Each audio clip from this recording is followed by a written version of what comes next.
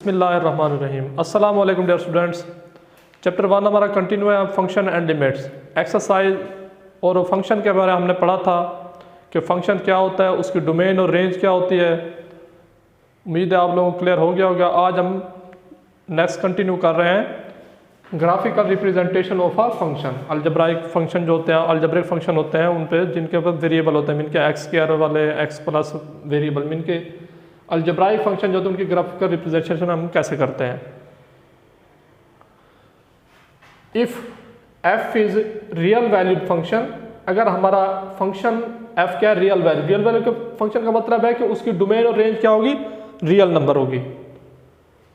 Of real numbers then the graph of f in x y plane, इनके plane में ही है ना, जैसे ये प्लेन है तो एक्स वाई प्लेन में ही बनाएंगे, एक्स एक्सिस और वाई एक्सिस, जैसे चैप्टर 5 मैंने आपको एक्स वाई प्लेन समझाया हुआ है।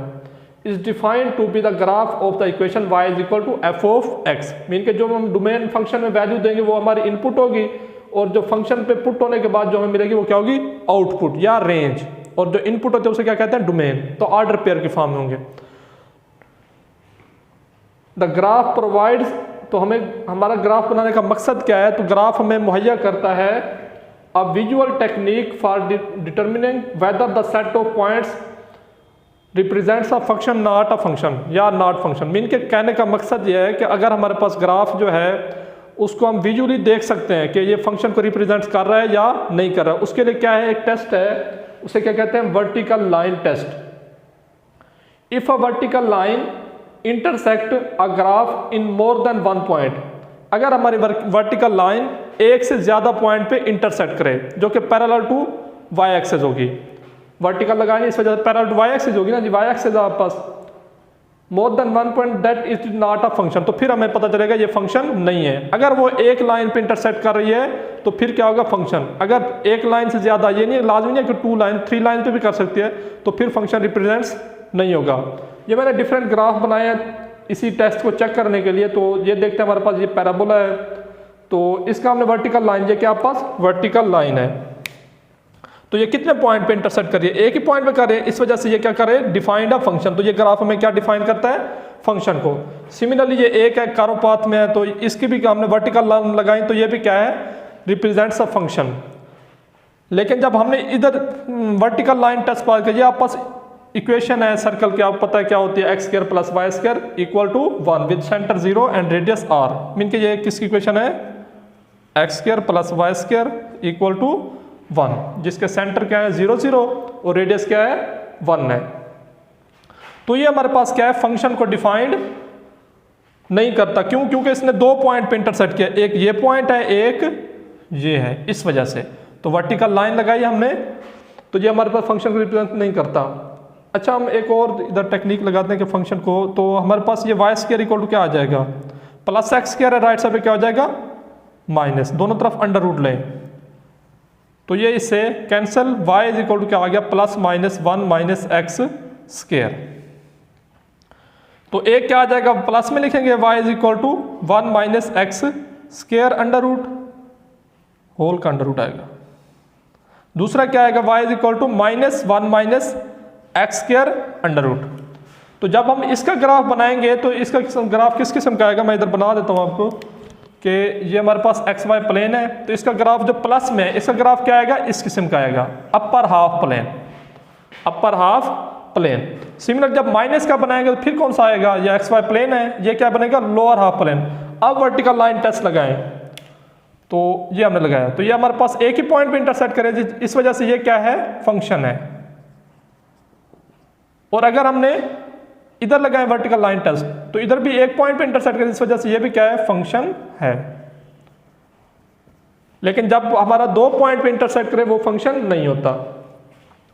अब आते हैं जी इसके ऊपर, ये आपस कर्व पाथ है, तो कर्व इस इधर भी हमने क्या किया, वर्टिकल लाइन टेस्ट पास किया, तो ये इस पॉइंट पे भी इंटरसेक्ट कर रहा है, इस पॉइंट पे भी इंटरसेक्ट कर रही है लाइन, इस वजह से ये भी क्या है, फंक्शन नहीं है। तो ये तो हम विजुअली देख सकते हैं कि वर्टिकल लाइन लगा के कि हमारे पास फंक्शन ये है या फंक्शन डिफाइन करता है या नहीं करता। तो अब हम आते हैं जी, आपकी एग्जांपल्स हैं कुछ जो आपके स्मार्ट सिलेबस में हैं, तो हम उनको देखते हैं कि आपस क्वेश्चन है कि find the domain and range of a function. ये हमें फंक्शन की मान है y is equal to f x, f of x equal क्या है x over x square minus 4। तो डोमेन मैंने आपको बताया था कि क्राइटेरिया क्या होता है कि हमारे पास वो डोमेन हम वो पुट करते हैं। डोमेन क्या होती है? Set of all those points which defined the function, जिसके लिए हमारा फंक्शन डिफाइंड हो, वो हमारे पास क्या होती है? डोमेन होती है। तो ये हमारे पास है। अब मैंने कहा क्योंकि हम इसके नीचे जीरो करें, X square minus 4 equal to zero आ जाए तो फंक्शन हमारा अनडिफाइंड हो जाएगा ना। समथिंग और जीरो आंसर इज अनडिफाइंड। तो इस वजह से हम एक्स स्क्वायर माइनस 4 को जीरो नहीं पुट कर सकते। तो जब आप एक्स स्क्वायर माइनस 4 को नॉट इक्वल टू जीरो रखेंगे तो ये माइनस 4 है, राइट साइड पे क्या हो जाएगा? +4। तो एक्स स्क्वायर इक्वल टू क्या आ जाएगा? Not equal to 4। दोनों तरफ क्या लेंगे? Under root. तो ये इससे कैंसिल, एक्स इक्वल टू क्या? नॉट इक्वल टू आना चाहिए +-2 -2। तो 2 और -2 के लिए जब आप +2 पुट करेंगे 2 का स्क्वायर 4, 4 - 4 0। 2 का स्क्वायर जब आप पुट करेंगे x स्क्वायर -4 -2 पुट करेंगे, -2 का स्क्वायर भी पॉजिटिव हो जाएगा। इस वजह से आंसर फिर क्या आएगा? अगेन 0। तो इस वजह से ये हमारा फंक्शन जो है ये क्या है? 2 पे डिफाइंड नहीं है, ना ही 2 पे और ना ही 2 पे। बाकी जो भी आप वैल्यू रियल नंबर से पुट करेंगे, रियल लाइन में से, रियल नंबर में से, तो हमारा फंक्शन डिफाइंड होगा। तो इसका मतलब क्या हुआ कि since f of x is not defined for x is equal to 2, -2, so domain of f क्या होगी फिर? Set of all real number such that x belongs to R such that, जबकि 2 रियल नंबर में से हम किसको minus करेंगे? 2 और -2 को। तो ये आपके पास क्या है? डोमेन है। अब आ जाएंगे रेंज पे। तो range set of all real number आप कैसे चेक करें? मीन के आप ऐसे इसको चेक कर सकते हैं कि आप पास है ना y इक्वल क्या है? x over x square -4। ये डिवाइड हो रही है, राइट साइड पे इधर जा क्या हो जाएगी? मल्टीप्लाई। इसको अब जब आप सॉल्व करेंगे तो एक क्वाड्रेटिक इक्वेशन बन जाएगी। जब आप क्वाड्रेटिक इक्वेशन डिस्क्रिमिनेंट फाइंड करेंगे तो क्या आएगा आप पास?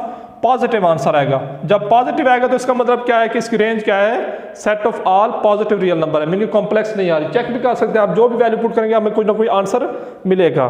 तो इस वजह से इसकी रेंज क्या है? Set of all real number. अब आ जाइए, एग्जाम्पल है आप पास, एग्जाम्पल 4 है। Domain of f is equal क्या है? X square -9। मीन क्या हमें चेक करने इसकी, इस फंक्शन की f of x equal to x square -9 under root की डोमेन और रेंज।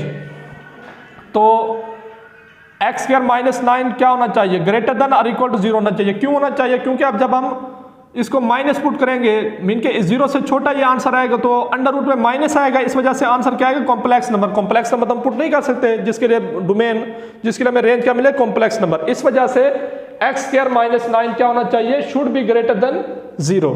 तो इसका मतलब क्या हुआ कि x मीन के दोनों -9 है, राइट साइड पे क्या हो जाएगा? +9।